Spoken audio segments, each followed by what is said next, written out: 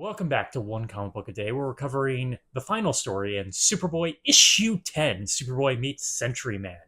A comic about how comic book writers are rich and cool, which is a greater fantasy than the alien godchild with the superpowers. It's kind of amazing. That's actually what the story is about, but it was what my mind is focused on while reading this. Centuryman is not some sort of superhero you've forgotten about. He just kind of exists for this story, and he doesn't exist. He's just a comic strip superhero that Will Ferris created. Will Ferris? Well, he's this really famous comic strip writer and artist who created Centuryman and seems to be super rich and popular for it. He's going to come to Clark's class in Smallville for some reason. It's just a random class in Smallville to talk about being a cartoonist, essentially. And there's a competition to spend time with him by who does the best drawing. Clark doesn't want to use his powers to show how good he is, so he just tries something mediocre, but he accidentally does something very surprising that would have made Grant Morrison really proud. It's one of those drawings that when you turn it upside down, it's a completely different, face. He's made two faces, essentially, and he didn't even realize he did that. But that's not what that story is here or there. Essentially because, well, it's a Superboy comic in the 1950s, and you could even say this for the 40s, there needs to be a reason for Superboy to be around here. So some racketeers, criminals, are going to show up and push this guy around on his private island. Yes, this comic strip writer has his own private island. Wow.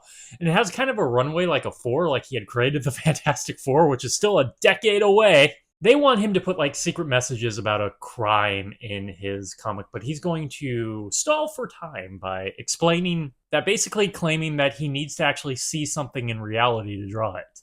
And they don't immediately ask about the superpowered Centuryman then. So this is where we get to the actual brunt of the story, what this will be full of. It's once again Superboy doing three things, essentially finding a way to make whatever he needs to draw be realistic so he can just copy it, draw it from sight. These are once again quick and not really all that compelling with his superpowers. He does them like that, and there's not much of time given to how spectacular these feats are, which is just what I'm asking for. Is if he's going to use his superpowers, have fun with it. It's always just so banal with ease and not even dynamic in the way it shows them. I don't need to restate this. If you've watched this video series for the 600 episodes, I've been complaining about this almost every single episode. Every now and then something will surprise me, but they don't depict Superman's powers in any way that makes it compelling. And that's always sort of the great sin of all of this.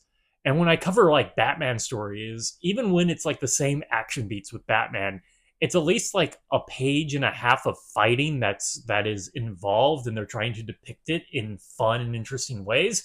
Not so much when it comes to just Superman or Superboy using their powers, and that's just all they really need to do. They really need to think about how to depict his powers, because they are exciting. They're just not depicting them as being exciting. Now, Superboy promises not to harm the criminals because they're going to shoot Centuryman. So he makes a promise, and we've known from the past that when Superman or Superboy makes a promise, even when he has the opportunity to do something, he will just continue with the promise. Like that story where he couldn't touch the ground or they were going to kill the hostages, and even after he had rescued the hostages, he still wouldn't touch the ground for the whole day, which was such a weird thing because he only made that promise because the criminals had the hostages. He could break at that point, but Superman, or Superboy in that case, is so honest that he won't break a promise no matter what. It's really endearing. I know all the words I've said up to this point were kind of negative, but it's really endearing about how much Superboy will keep to a promise even when he doesn't have to anymore. So Superboy takes the identity of Centuryman and beats them up for a while, and that ends everything. Wait, so if he was Superboy, he was fine at keeping the promise, but if he just becomes a fake superhero identity, he's fully free to break the promise? What a loophole that I don't believe from past versions of Superman and Superboy, because it feels like he could have gotten out of that whole gravity story a lot easier than he did. Oh, and you learn something at the end of the story because the cops show up to the island due to how the Sunday strip was colored, and you actually learn about how, well, the artist wouldn't have done that. That was a separate thing, so they knew something was wrong, which is probably more interesting to me than 1950s children, but I want to make this very clear. I am better in every way to a 1950s child. Though the last laughs on them, they have a better job market and future than I will ever have. That's really depressing to say out loud. So, a story I find interesting on the whole comic book creator side, but as an actual story, it's just kind of more of the same when it comes to Superboy. Okay, that is it from Superboy issue 10 in the third story. Superboy Meets Centuryman. Did not actually happen. He was Centuryman. If you enjoyed this video, please like and subscribe, hit the bell icon to get notifications when new videos up. I do this Monday through Friday, but Fridays is Bat Friday, where I cover Batman story, either Detective Comics or Batman. And until next time, let's ponder the question, whatever did happen to the boy of tomorrow.